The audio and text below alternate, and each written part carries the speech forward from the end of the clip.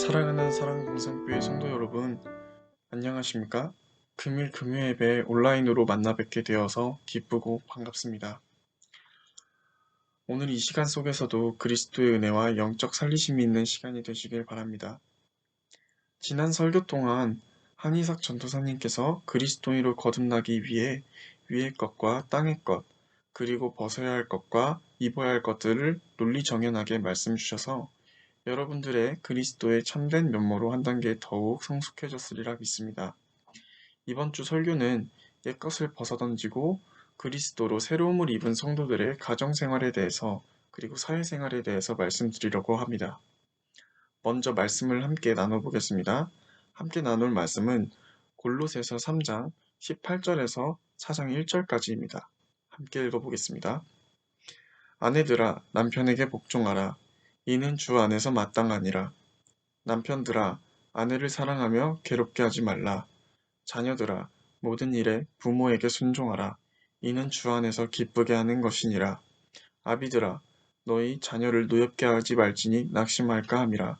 종들아 모든 일에 육신의 상전들에게 순종하되 사람을 기쁘게 하는 자와 같이 눈가림만 하지 말고 오직 주를 두려워하여 성실한 마음으로 하라.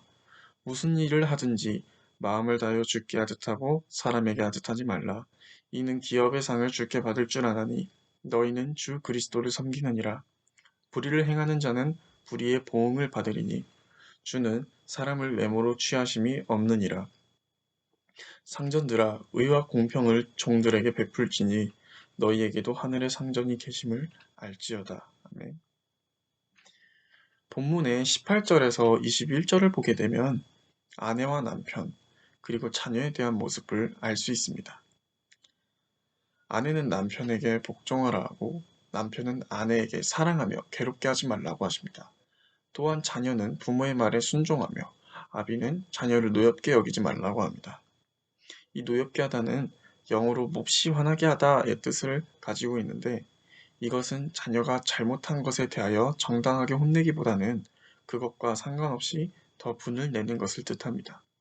그래서 말씀에서는 아기가 낙심할까 한다고 말합니다. 제가 아는 분께서 두 가정에 관한 이야기를 해주셨는데요. 한번 얘기해 드릴게요. 어느 두 쌍의 부부가 있습니다. 한 부부는 가장의 권위가 강한 집이었고 다른 부부는 그런 권위 없이 공평하게 살아가는 집이었습니다. 가장의 권위가 강한 집은 아내가 먼저 일어나 아침상을 차리고 남편이 세수할 수 있도록 따뜻한 물과 그 오른쪽엔 수건을 항상 정갈하게 준비를 해놓았습니다. 그 남편은 오늘 먹은 국은 다음 날이 되면 절대 먹지 않는 신념이 있었죠. 이에 반해 다른 부부는 남편이 출근 준비를 하려 합니다. 남편이 아내가 자다 깨지 않도록 불도 켜지 않은 채 보이지 않는 방을 더듬거리면서 주섬주섬 옷을 챙겨가고 어제 아내가 먹다 남은 가래떡을 혼자 데워 먹고 조심히 문을 열고 출근합니다. 이러한 각기 다른 가정에서 부모의 모습을 보고 배운 아이들이 자라 성인이 됩니다. 성인이 된 아이들이 만남을 가지고 결혼을 하게 되는데요. 남편이 된 남자는 당연히 아버지처럼 자신의 아내 된 이가 아침마다 아침상을 차려줄 줄 알았는데 전혀 아니었습니다. 아침밥은커녕 출근을 위해 준비하는데 시끄럽다고 으름장을 내놓습니다. 남자는 여자에게 아침부터 매우 마음에 들어하지 않습니다. 그런데 여자의 입장도 그리 좋진 않습니다. 남자가 원하는 게 너무 많습니다. 안 그래도 아침에 몸이 무거워 천근만근이고 자기도 아침에 일어나서 출근을 해야 되는데 이리저리 시끄럽게 쿵쾅거리면서 돌아다니질 않나. 아침밥 차려달라고 자는 사람 깨워서 일으키질 않나. 정말 짜증나게 합니다. 아니나 다를까 결국 이 부부는 싸우고 맙니다. 당신이 나에 대한 배려가 없는 거 아니야? 아니, 당신이야말로 이건 상대방에 대한 예의가 아니야! 하면서 말이죠. 자녀는 부모의 거울이라고 해요. 아무리 자녀가 부모를 싫어하고 그렇게 되길 원하지 않아도 같이 살며 보고 느낀 것들을 토대로 부모와 비슷한 삶을 살아가는 건 역시 인간의 속성인가 봅니다. 저도 어렸을 때 저를 매일 혼내시고 엄격하게 가르치시고 잔소리도 많았던 아버지가 정말 싫고 아버지를 닮기 싫어했는데 어느새 성인이 되고 시간이 좀 지나니까 저와 얘기를 하다가 답답하게 구는 사람이 있으면요. 저도 아버지의 말투와 그리고 모습, 행동까지 닮아져가는 모습이 보여서 가끔씩 놀라곤 합니다. 이러한 모습들은 결국엔 나중에는 비정상적인 죄의 모습으로 나타나기도 하는데요. 서로를 탓하는 모습들을 보게 됩니다. 방금 말해드렸던 부부의 예시 또한 그렇죠. 먼저 첫 번째 말씀에서 부부 관계에 있어서 아내는 남편에게 복종을, 남편은 아내를 괴롭게 말고 사랑하라 합니다. 이러한 관계는 창세기의 선악과 사건을 통해서도 비추어 볼 수 있는데요. 아내는 뱀의 달콤한 말에 속아 절대 먹으면 안 된다고 말했던 열매를 자신이 도와서 살아야 할 배필인 남편에게 선악과 열매를 따먹입니다. 창세기 2장을 보면요. 하나님이 선악과를 먹지 말라고 말씀하신 후에 아담을 돕는 배필인 하와를 아담의 갈빗대를 취해서 창조하십니다. 그러니 하와는 남편인 아담에게 선악과를 먹지 말라는 말을 다시금 전해 들었겠죠. 하와가 선악과를 먹게 한 후 남편은 두려워 떨면서 하나님께 여자 그가 그 나무 열매를 저에게 주어서 먹었습니다. 라고 하며 여자를 감싸주질 못할 망정 탓을 하게 됩니다. 만약 여자는 남자가 먹지 말자 했던 걸 믿고 유혹을 이겨냈더라면 어땠을까요? 남자 또한 그 상황 속에서 여자의 허물을 그대로 고발하는 것 또한 사랑하는 남편의 모습은 아닌 것 같습니다.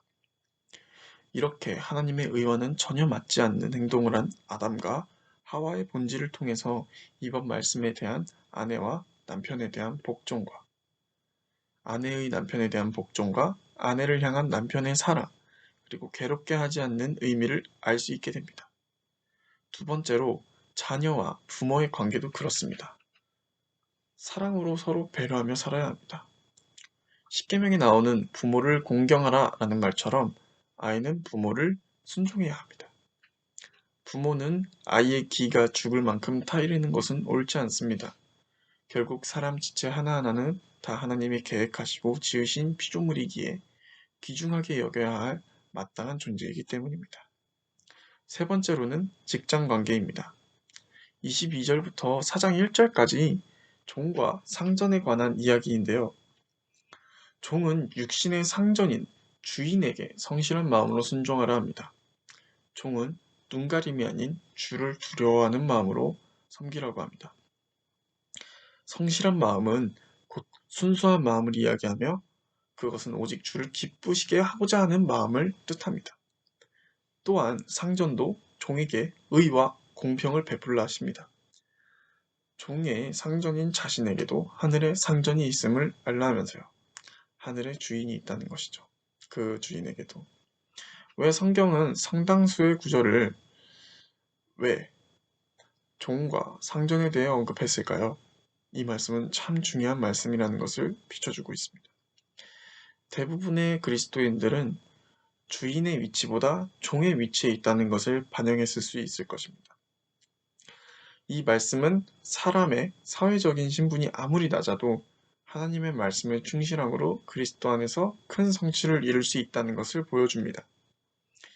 혹시 여러분들 중에 직장을 다니시는 분들이 있으실까요? 저는 사회생활이 깊진 않지만 짧게 공장도 다녀보고 일용직도 해보고 여러 가지 알바도 해봤습니다.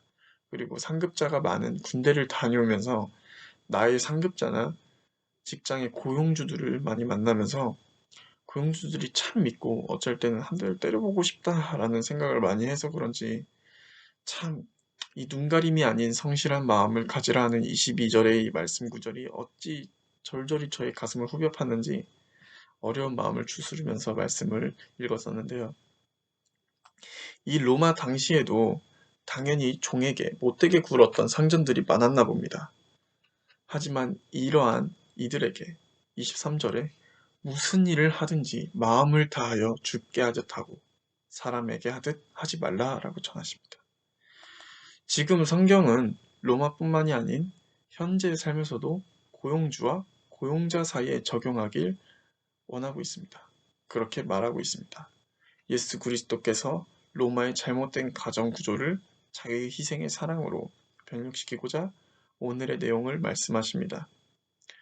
여러분들이 삶에 돌아가 자신의 가정과 자신의 직장을 지키며 살아갈 때 새롭게 변혁된 그리스도의 모습으로 그런 심정으로 마음을 지키며 살아가기를 원합니다.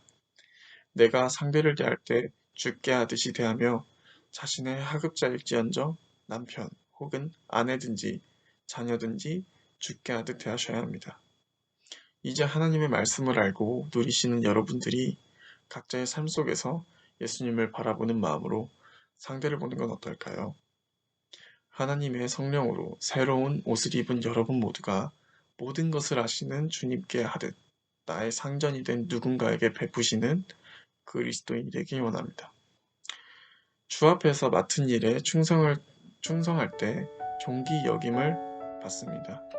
그때 공평하신 하나님께서 여러분들 모두에게 하늘의 상을 주실 줄 믿습니다.